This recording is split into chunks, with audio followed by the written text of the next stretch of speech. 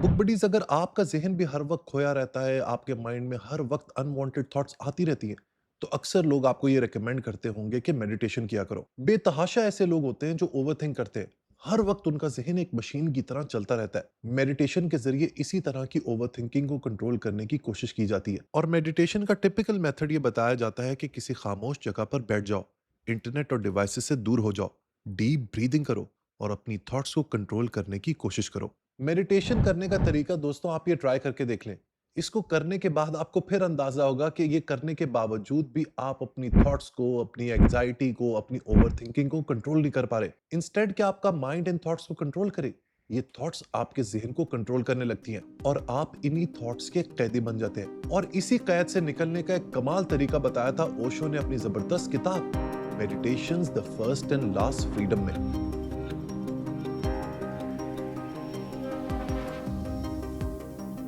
ओशो के नजदीक मेडिटेशन का यह मतलब नहीं कि आप किसी खामोश कोने के अंदर बैठ जाओ, अपनी आंखें बंद कर लो और सुकून की तलाश करो। उसके नजदीक मेडिटेशन का मतलब था अपने माइंड को समझना, अपनी थॉट्स को ऑब्जर्व करना, अपनी बॉडी, अपने इमोशंस और अपनी एनर्जी को फील करना। आज मैं ओशो की इसी किताब के जरिए आपको मेडिटेशन का जबरदस्त तरीका समझा दूंगा। ओशो, जिन्हें ओशो रजनीश भी कहा जाता है, इंडिया के एक फेमस स्पिरिचुअल टीचर थे। उन्होंने यूनिवर्सिटी ऑफ सागर से फिलोसफी में मास्टर्स डिग्री की थी। काफी अरसा उन्होंने फिलोसफी पढ़ाई भी, लेकिन फिर उनका इंटरेस्ट ह्यूमन अवेयरनेस और स्पिरिचुअलिटी में ज्यादा बढ़ने लगा। अपनी इसी जर्नी में उन्होंने मेडिटेशन की अलग अलग टेक्निक्स ट्राई करना शुरू की, जो काफी प्रैक्टिकल और यूनिक थी। यही वजह है कि दुनिया भर से ओशो के फॉलोअर्स उनकी तरफ बढ़ने लगे। ओशो की जिंदगी को लेकर काफी कंट्रोवर्सीज भी मौजूद हैं, लेकिन आज हम उनके बारे में बात नहीं करेंगे। Today we will focus on his idea of meditation.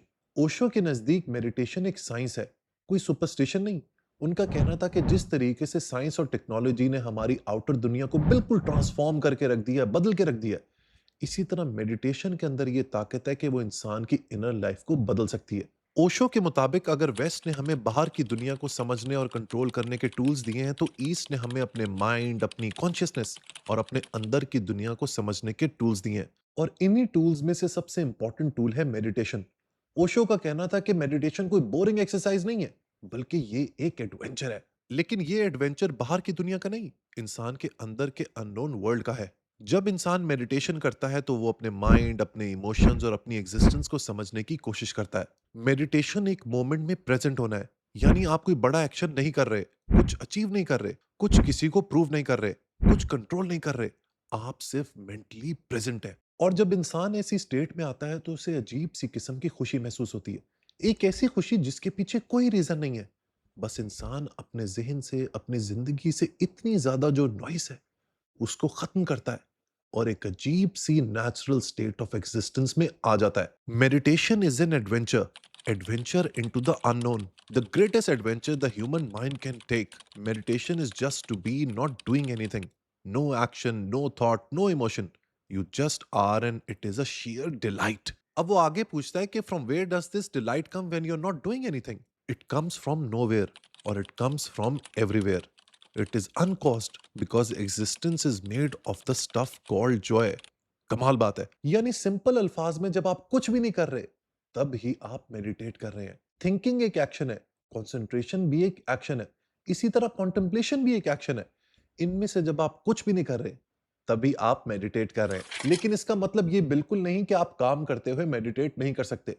अक्सर औकात हम अपनी डेली लाइफ में कुछ ऐसी सिचुएशन में होते हैं जब हम अपनी थॉट्स को, अपनी इमोशंस को ऑब्जर्व करना शुरू कर देते हैं। अपनी सोच को, अपने इमोशंस को ऑब्जर्व करना भी एक तरह की मेडिटेशन है। ओशो की मेडिटेशन टेक्निक्स में लोग मेडिटेशन करते वक्त डांस भी करते थे, म्यूजिक भी सुनते थे, जंपिंग भी करते थे, अपनी बॉडी को फ्रीली मूव करते थे, हंसते थे, रोते थे और अपने अंदर जमा हुए इमोशंस को रिलीज करते थे। ये मेडिटेशन की एक ऐसी फॉर्म थी जो ट्रेडिशनल मेडिटेशन से बहुत अलग थी। ट्रेडिशनल मेडिटेशन में ज्यादा फोकस साइलेंस, सॉलिट्यूड और स्टिलनेस पर होता है, लेकिन ओशो ने कहा कि मॉडर्न इंसान के लिए डायरेक्ट साइलेंट मोड पे जाना मुश्किल है। उसका माइंड पहले ही स्ट्रेस, फियर, डिजायर्स और ओवर थिंकिंग से लोडेड है। अगर आप ऐसे इंसान को बोलेंगे कि भाई कोने में जाकर खामोशी से बैठ जाओ और सोचना शुरू कर दो, तो उसका जहन मजीद नॉइस प्रोड्यूस करना शुरू कर देगा। यही वजह है कि ओशो डायरेक्ट बॉडी एक्टिविटी के ऊपर बहुत यकीन रखते थे। उनका कहना था कि मेडिटेशन का असल मकसद ही अवेयरनेस है, यानी आप जो भी कर रहे हैं उसे पूरी अवेयरनेस के साथ करें। आप बैठ रहे हैं, चल रहे हैं, रनिंग कर रहे हैं, डांस कर रहे हैं या सिर्फ नेचर की साउंड्स भी सुन रहे हैं।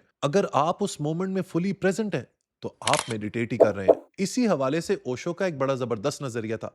वो कहते थे कि मेडिटेशन कोई कोर्स या टेक्निक नहीं, बल्कि ये दरअसल इंसान के अंदर की ग्रोथ का नाम है। ये कोई ऐसी चीज नहीं जो बाहर से आपके अंदर ऐड कर दी जाए, जैसे आप कोई स्किल सीखते हैं या कोई हैबिट ऐड करते हैं या कोई रूटीन फॉलो करते हैं। मेडिटेशन उस तरह की चीज नहीं है। मेडिटेशन तब होती है जब आपकी पूरी जिंदगी आहिस्ता आहिस्ता चेंज होने लगती है। ओशो इसे फ्लावरिंग कहते हैं, यानी जैसे फूल खिलता है इसी तरह मेडिटेशन इंसान के अंदर से खिलती है। यही वजह है कि उनका कहना था कि आप मेडिटेशन सीखते नहीं है, बल्कि आप इसकी तरफ ग्रो करते हैं। अब सवाल यह बनता है कि भाई ये मेडिटेशन करनी कैसे है। इसका भी जवाब मैं आपको दे देता हूं। ओशो कहते हैं कि रोजाना 24 घंटे में से 1 घंटा निकालें। एक सूटेबल जगह ढूंढें। अगर पॉसिबल हो तो नेचर में कोई ऐसी जगह ढूंढें जहां मॉडर्न लाइफ की नॉइज ना हो। इवन अगर किसी दरख्त के नीचे बैठने का मौका मिल जाए तो वो भी चलेगा, क्योंकि उसके मुताबिक दरख्त हमेशा मेडिटेशन में होते हैं। ओशो कहता है कि इस जगह को एक स्पेशल स्पेस की तरह ट्रीट करना चाहिए। जब आप इसमें दाखिल हो तो सिर्फ अपने शूज ना उतारें, बल्कि अपनी टेंशन्स, अपनी वरीज, अपनी डिजायर्स, अपनी ख्वाहिशात, अपने दुख दर्द, सब कुछ बाहर छोड़ दें। लेकिन फिर वही बात कि ज्यादातर लोग आज की दुनिया में यूं अचानक खामोश नहीं बैठ सकते। किसी के अंदर स्ट्रेस है, किसी के अंदर गुस्सा है, किसी के अंदर परेशानी है। ये सब पहले से ही जमा है। यही वजह है कि ओशो की जो मेडिटेशन टेक्निक्स हैं उनका आगाज एक्शन से ही होता है। कभी लाउड ब्रीदिंग, कभी डांसिंग, कभी जंपिंग और कभी जोर से अपने इमोशंस को एक्सप्रेस करना। ओशो का ख्याल है कि जब तक इंसान अपने अंदर जमा हुए प्रेशर को रिलीज नहीं करता, उस वक्त तक उसके लिए असल साइलेंस तक पहुंचना मुश्किल रहता है। इसी वजह से उसकी मेडिटेशन टेक्निक्स में मूवमेंट और इमोशनल रिलीज को बहुत अहमियत दी गई है। ओशो की जो सबसे फेमस टेक्निक है वो है डायनामिक मेडिटेशन। इसका ड्यूरेशन 1 घंटा होता है और इसमें 5 स्टेजेस हैं। पहली 3 स्टेजेस 10-10 मिनट की होती हैं, जबकि आखिरी 2 स्टेजेस 15-15 मिनट की। पहली स्टेज केओटिक ब्रीदिंग की होती है। इसमें इंसान नाक से बहुत फास्ट और डीप ब्रीदिंग करता है, साथ ही बॉडी को नेचुरली मूव करता है। कोई स्पेसिफिक रिदम नहीं फॉलो किया जाता, जिसका पर्पस यह है कि बॉडी में एनर्जी पैदा हो और अवेयरनेस बढ़ना शुरू हो। ओशो कहता है कि इस स्टेज में जितनी एनर्जी प्रोड्यूस हो सकती है उसको होने दें। दूसरी स्टेज कैथारसिस की होती है। कैथारसिस का मतलब है अपने अंदर जमा हुए इमोशंस को बाहर निकालना। अगर हंसना है तो हंसो, अगर रोना है तो रो लो, अगर चीखना है तो चीख लो, और अगर डांस करने का दिल कर रहा है तो डांस करो। जो भी नेचुरली बाहर आना चाहता है उसे आने दो। ओशो का कहना था कि हमारी ज्यादातर इमोशनल प्रॉब्लम्स इसलिए जन्म लेती हैं क्योंकि हम अपनी फीलिंग्स को दबा देते हैं। तीसरी स्टेज में इंसान अपने दोनों हाथ ऊपर उठाता है और लगातार जंप करता है। हर दफा जब पांव जमीन पर लगते हैं तो जोर से हु हु हु कहा जाता है। ये एक्सरसाइज इंसान को एनर्जी रिलीज करने में हेल्प करती है और बॉडी को पूरी तरह एग्जॉस्ट कर देती है। फिर चौथी स्टेज शुरू होती है जो शायद सबसे इंटरेस्टिंग है। अचानक इंसान फ्रीज हो जाता है। जिस पोजीशन में है उसी पोजीशन में रुक जाता है। ना बॉडी मूव करनी है और ना आंख झपकनी है। अगर बॉडी में कोई सेंसेशन पैदा होती है तो उसे सिर्फ ऑब्जर्व करना है। यहाँ से अवेयरनेस स्टार्ट होती है। इस स्टेज में अब तक जो एनर्जी पैदा हुई थी उसे सिर्फ ऑब्जर्व करना है। और आखिरी स्टेज है सेलिब्रेशन की। इसमें इंसान डांस करता है, म्यूजिक एंजॉय करता है और ग्रैटिट्यूड फील करता है। ओशो का कहना था कि मेडिटेशन कोई सीरियस या उदास प्रोसेस नहीं होना चाहिए। असल मेडिटेशन इंसान को ज्यादा जॉयफुल और ज्यादा अलाइव बनाती है। यही वजह है कि डायनामिक मेडिटेशन का इख्तिताम सेलिब्रेशन से होता है, ताकि यही पॉजिटिविटी इंसान अपने पूरी जिंदगी, अपने पूरे दिन में कैरी करे। ओशो की एक और फेमस टेक्निक है जिसे कहते हैं कुंडालिनी मेडिटेशन। ये भी 1 घंटे में डिवाइडेड होती है, लेकिन इसमें 4 स्टेजेस होती हैं और हर स्टेज 15 मिनट की होती है। पहली स्टेज शेकिंग की होती है। इसमें इंसान अपनी पूरी बॉडी को फ्रीली शेक करता है। हमारी बॉडी के अंदर बहुत सी टेंशन्स और ब्लॉक्ड एनर्जी जमा हो जाती हैं। जब इंसान अपनी बॉडी को शेक करता है तो ये टेंशन आहिस्ता आहिस्ता रिलीज होना शुरू हो जाती है और एनर्जी फ्रीली फ्लो करने लगती है। दूसरी स्टेज डांस की होती है। इसमें इंसान फ्रीली डांस करता है। ना डांस के कोई रूल्स हैं और ना कोई स्पेसिफिक स्टेप है। बॉडी जहां जाना चाहती है उसे जाने दो और अपने माइंड को अपनी बॉडी के साथ इंटरफेयर ना करने दो। तीसरी स्टेज में इंसान बिल्कुल स्टिल हो जाता है। चाहे बैठ जाओ या फिर खड़े रहो, लेकिन मूव नहीं करना। आंखें बंद कर लेनी है और सिर्फ ऑब्जर्व करना है कि बॉडी के अंदर और बाहर क्या हो रहा है। जो एनर्जी पहली 2 स्टेजेस में पैदा हुई थी अब उसे सिर्फ महसूस करना है। चौथी और आखिरी स्टेज में इंसान आंखें बंद करके लेट जाता है और हर तरफ खामोशी होती है। इस स्टेज का मकसद सिर्फ रिलैक्स होना और अवेयरनेस को मेंटेन रखना है। ओशो का ख्याल था कि बहुत से लोगों के लिए मूवमेंट और डांस मेडिटेशन तक पहुंचने का आसान तरीका है। इसीलिए उसने एक और टेक्निक इंट्रोड्यूस की जिसे कहा जाता है नटराज मेडिटेशन। इस टेक्निक में डांस खुद मेडिटेशन बन जाता है। ये टेक्निक भी 1 घंटे की होती है। पहले 40 मिनट इंसान आंखें बंद के फ्रीली डांस करता है। यहाँ कोई कंट्रोल नहीं, कोई प्लानिंग नहीं, सिर्फ डांस और उस मूवमेंट में बस खो जाना है। जब इंसान पूरी तरह डांस में डूब जाता है तो डांसर और डांस का फर्क खत्म होना शुरू हो जाता है। इसके बाद 20 मिनट के लिए इंसान आंखें बंद करके लेट जाता है और बिल्कुल खामोश रहता है। डांस से जो एनर्जी पैदा हुई थी उसे सिर्फ महसूस करता है। और आखिरी चंद मिनट सेलिब्रेशन और ग्रैटिट्यूड के होते हैं। ओशो की एक और मशहूर टेक्निक नद ब्रह्मा मेडिटेशन है। ये ज्यादातर सुबह के वक्त की जाती है, but you can do it at any time of the day. सिर्फ इस बात का ख्याल रखना है कि आपका पेट बहुत ज्यादा भरा हुआ ना हो। इस टेक्निक की पहली स्टेज 30 मिनट की होती है। इंसान कंफर्टेबल पोजीशन में बैठकर आंखें बंद करता है और फिर हमिंग शुरू करता है।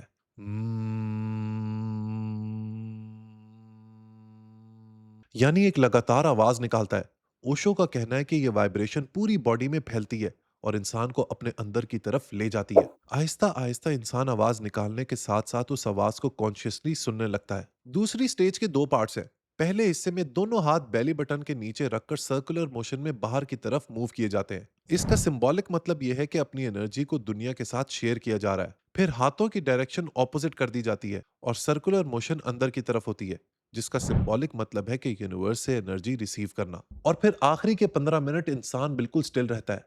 ना कोई मूवमेंट और ना कोई एक्शन, सिर्फ साइलेंस और अवेयरनेस।